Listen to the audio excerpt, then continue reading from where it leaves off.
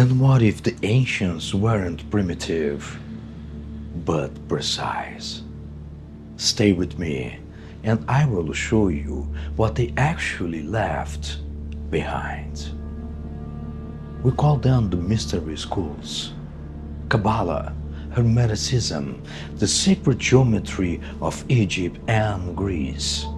For centuries, modern minds dismissed them as superstition. Primitive attempts to explain what they couldn't understand. But that interpretation missed something crucial.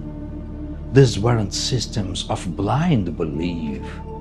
They were maps, cartographies of reality, drawn by generations of observers, without instruments, but with perception trained through decades of inner practice.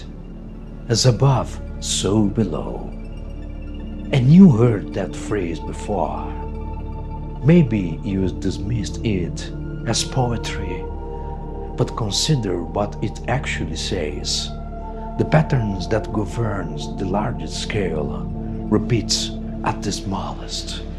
The cosmos mirrors the atom, and the galaxy mirrors the cell. And this wasn't metaphor. It was observation, described in the language that only was available at that time.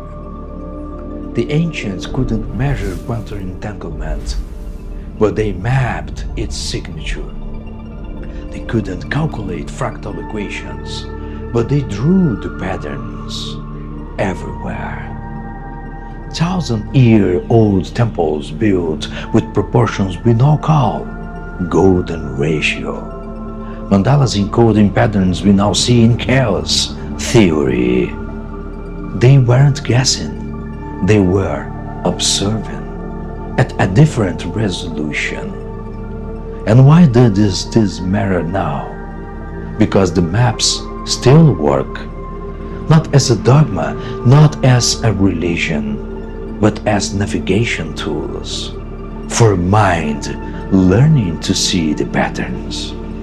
The ancients encoded what they perceived, and we are finally developing the instruments to verify it. The first river never dried. It was only waiting for minds ready to read the maps again. The signal was always there. You just started listening. This is the Fractal Nexus, and the second river flows from a different source: science. Watch the next one.